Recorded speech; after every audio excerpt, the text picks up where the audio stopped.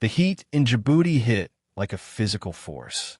At 0600, it was already pushing past 100 degrees, and by mid-morning, the rocky terrain would become an oven. The Joint Special Operations Training Facility sat in the middle of nowhere, a collection of hardened structures and kill houses surrounded by miles of desert that looked exactly like the places where these operators had fought and bled. SEAL Team 7 was moving through their final training exercise before deployment rotation. Advanced urban warfare drills, hostage rescue scenarios, the kind of muscle memory work that kept people alive when everything went sideways. Their Overwatch sniper was positioned 800 meters out in a rocky outcrop, invisible against the sun-bleached stone, providing security and target designation through radio calls that had been crisp and professional for the first 15 minutes. Then the radio went silent. The SEAL team leader, a senior chief with 3 combat deployments and the kind of calm that only comes from seeing everything go wrong and still making it home, noticed it immediately. No check-in at the 5-minute mark. No response when he keyed his radio to confirm the next movement phase. Just dead air and the sound of his own breathing inside his helmet. Overwatch, radio check, he transmitted. Nothing. He tried again. Still nothing. The team froze in their tactical positions, weapons trained on the target building 200 meters ahead. Heat exhaustion was a real threat out here. Equipment failure happened all the time in these conditions. Batteries died. Electronics fried. And if their sniper had gone down for medical issues or gear malfunction, they had maybe minutes to respond before a training accident became a tragedy. "We're aborting," the team leader called to his squad. "Weapons down. We've got a possible casualty at the Overwatch position." The SEALs lowered their rifles and broke from their tactical formation, moving with purpose, but without the combat edge they'd maintained moments before. Their concern was genuine. These were professionals who'd seen good operators go down to stupid things like dehydration and faulty gear. It didn't matter that the person in that sniper hide was someone they'd barely accepted into their training rotation. What mattered was that she might need help. They were halfway to her position, discussing whether to call for immediate medevac or if this was just a comms failure, when a single rifle shot cracked across the desert. The sound was unmistakable. A precision rifle. The impact came a half-second later, a pop-up target 600 meters to their left that none of them had even noticed suddenly sprouted a perfect center mass hit. Every SEAL stopped moving. That target wasn't part of their exercise plan. It was a distraction element, something the exercise controllers threw in to test awareness.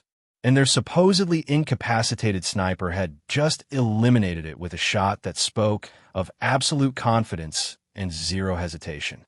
The team leader stared at the target, then back toward the rocky outcrop where their Overwatch was positioned. He keyed his radio again. "Frost, what's your status?" Silence. But now it felt different. Not the silence of someone in trouble. The silence of someone making a point. 3 days earlier, Sergeant Frost had arrived at the Djibouti compound with her gear bag and her orders and the kind of quiet demeanor that some people mistake for weakness. She was part of a Department of Defense initiative integrating female snipers into Joint Special Operations training environments. Not as SEALs themselves. That pipeline remained closed to women, but as specialized support assets for cultural support teams and intelligence gathering operations where having a female operator changed the entire tactical picture. The SEAL platoon had been professional about it. They'd shaken her hand, reviewed her qualification scores, made the appropriate welcoming noises. But Frost had been in the military long enough to read the subtext in every interaction. The way they double-checked her scores against the database, as if suspecting clerical error. The way they assigned her to the least critical positions during the initial training drills. The way they talked about her in third person even when she was standing right there in the briefing room. She didn't blame them. The SEAL community was insular for good reasons. Trust was earned through shared experience, and she was an outsider being inserted into their world by bureaucratic decision rather than organic need. She understood that. What they didn't understand yet was who she actually was. 5 deployments. Iraq and Syria. Mosul in 2016 and 2017, when the city was a nightmare of urban combat and ISIS snipers were picking off coalition forces from mosques and apartment buildings. Raqqa in 2017, when the capital fell and every block was a kill zone. She'd been a Marine Scout sniper attached to Raider battalions, the kind of assignment that put her in positions where mistakes weren't training failures. They were body bags and folded flags. She had 31 confirmed kills. 14 of those were urban counter-sniper operations, the highest-stakes game of hide-and-seek that exists in modern warfare. She'd been trained by instructors at Quantico, who'd learned their craft from the students of Carlos Hathcock II, the legendary Marine sniper whose Vietnam War legacy was still gospel in the sniper community. But here, in this SEAL compound, her past didn't matter. She was starting from zero. Her custom Mk-13 rifle, with its distinctive wear patterns from Syrian dust, sat in the armory, next to pristine weapons that had never left training ranges. Her faded Marine Scout sniper patch stayed in her personal ruck instead of on her uniform. She didn't talk about Mosul or Raqqa. She didn't defend herself or her record. She just prepped her kit with the mechanical precision of someone who'd done this in places where sloppiness meant death, and waited for the SEALs to figure out what she already knew. Over the next 2 training days, the skepticism became routine. During mission briefs, she'd offer tactical input about sniper positioning or wind calculation, and the SEAL team leader would acknowledge her with a polite nod before proceeding with his original plan.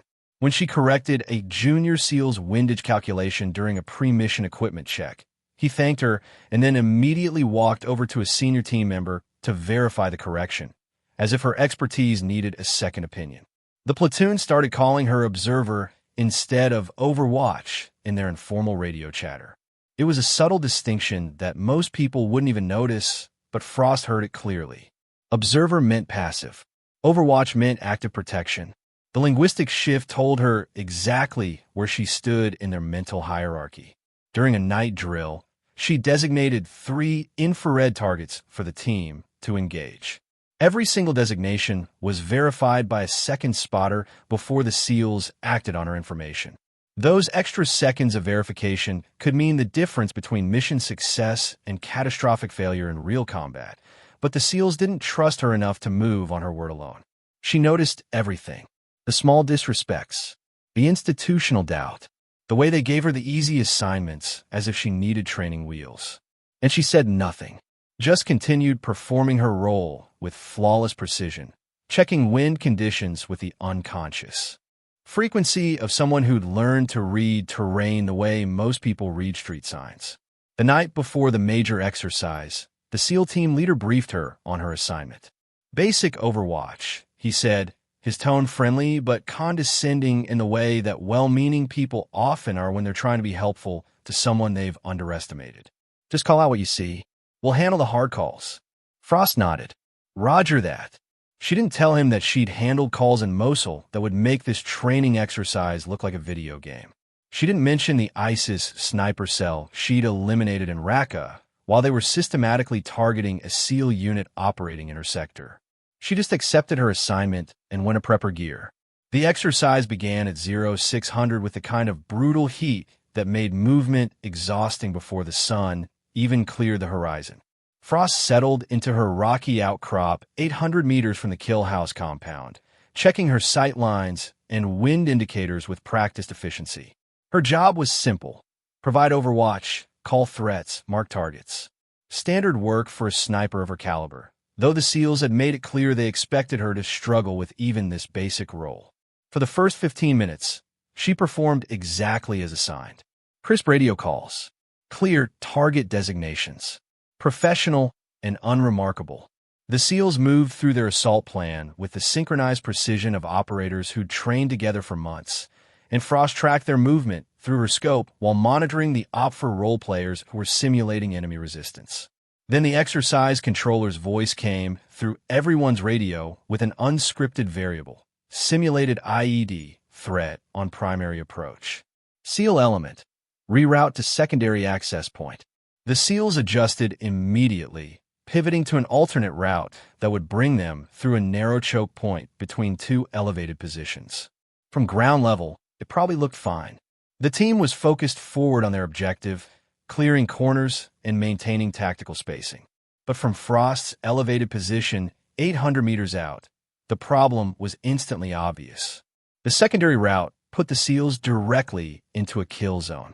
OPFOR had positioned simulated machine gun nests on the high ground overlooking that choke point, with overlapping fields of fire that would cut the SEAL team apart in a real engagement. The SEALs were walking into a textbook ambush, and they had no idea because their eyes were on the target building, not the terrain around them. Frost keyed her radio to warn them. Overwatch to SEAL element. You have elevated OPFOR positions at your 10 and 2 o'clock. Danger close. Her radio died mid-transmission. Not a fade-out. Not static. Just instantly, completely dead. She checked the connection. Cycled the power. Nothing. The backup battery she'd personally inspected that morning had failed. Later, someone would find a hairline crack in the connection point, the kind of microfracture that happens when electronics are exposed to extreme temperature cycling. A 1 in 1,000 equipment failure that happened to occur at the worst possible moment. Frost looked through her scope at the SEALs moving steadily toward the kill zone. 30 seconds until they entered the ambush point. No radio. No way to warn them.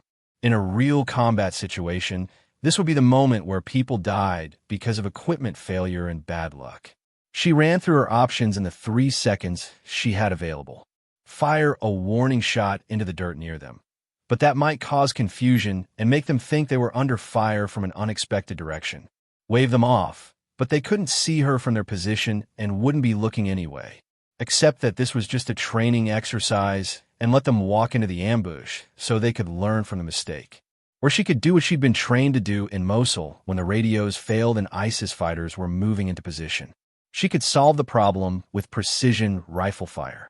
Frost abandoned her assigned role without hesitation. She transitioned from static observer to active sniper in the space of a heartbeat, her body moving through the familiar sequence that had become muscle memory across 5 deployments. Range to first target, 1,023 meters. Wind, 15 miles per hour, crosswind from the east. Heat mirage, creating distortion at ground level. Elevation angle requiring compensation. Her brain processed the calculations automatically while her hands adjusted the scope. Her first shot wasn't at the SEALs. It was at an OPFOR sentry positioned 200 meters beyond the normal exercise parameters, a role player who'd set up in an advanced position that no one expected the Overwatch sniper to even detect, let alone engage. The shot required Kentucky windage, instinctive adjustment for wind without using the scope's turrets, on a 15-mile-per-hour crosswind with heat distortion. The rifle cracked. The OPFOR sentry's vest sensor registered a center mass hit. The SEAL team leader stopped mid-step. That wasn't a random shot. That wasn't luck. That was someone demonstrating absolute mastery of their weapon system under conditions that would challenge most qualified snipers. Frost's second and third shots came within 4 seconds.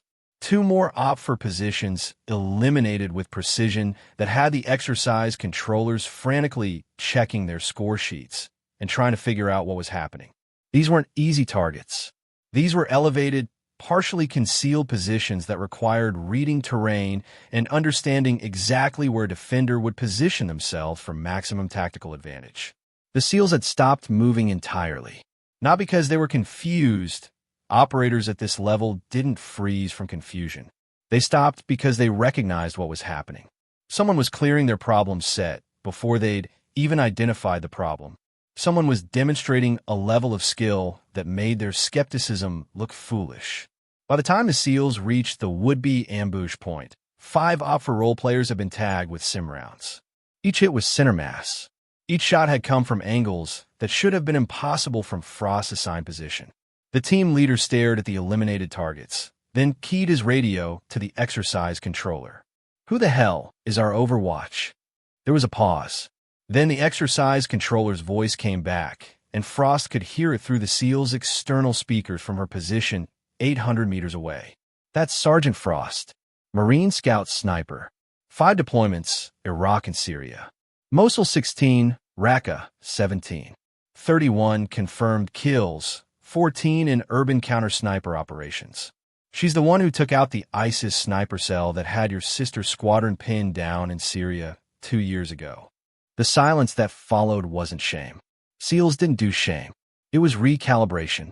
The sound of professionals reassessing their assumptions and adjusting their understanding of who they'd been working with. The team leader keyed his radio directly to Frost's frequency. He didn't know her radio was dead. He didn't know she couldn't respond. But he trusted she was listening. "Frost, if you can hear this, solid copy. We're moving on your call." And then Frost did something she hadn't done since arriving at the compound 3 days ago. She broke her own silence. With her radio dead and her voice unavailable, she used the one form of communication that still worked. She pressed the transmit button on her broken radio and held it down for 1 second, creating a single click of carrier wave that every SEAL heard through their earpieces. One click, the universal military signal for message received. It wasn't words, but it was communication. It was partnership. It was respect. The exercise ended 40 minutes later with scores that the training cadre would later confirm were the highest recorded in 6 months. During the debrief, the SEAL team leader didn't apologize. That wasn't the culture. These were professionals who understood that trust had to be earned, and Frost had just earned it in the most definitive way possible. What he did do was ask her to lead the next day's instructional brief on urban sniper positioning. Frost agreed with the same quiet demeanor she'd maintained all week, and the next morning she stood in front of the SEAL platoon and delivered a tactical breakdown that had operators twice her age taking notes. After the brief, the junior SEAL, who double-checked her windage calculation, approached her. He didn't apologize either. He just asked, "Teach me?" Frost nodded. "Range. Tomorrow. 0600. Over the following week, the dynamic shifted, not through grand gestures or formal ceremonies, but through the small professional acknowledgments that mean everything in this world. Her call sign and radio traffic changed from observer to Frost. Her tactical inputs during mission planning were implemented immediately without secondary verification. When her equipment needed maintenance, it received the same priority as the SEAL's gear. The story didn't end with a promotion or medal. It ended with something more valuable, belonging. The final training exercise of the rotation showed Frost back in a sniper hide, radio functioning perfectly, SEALs moving with confidence 800 meters below because they knew exactly who was watching their backs. The SEAL team leader paused during a quiet moment in the exercise, watching his team move through their assault with the kind of synchronized precision that only comes from absolute trust. He thought about the lesson they'd all learned. Some people earn respect by being the loudest voice in the room. Others earn it by being lethal when it counts. He keyed his radio. "Frost, you still with us?" Her response came immediately, quiet and certain. "Always."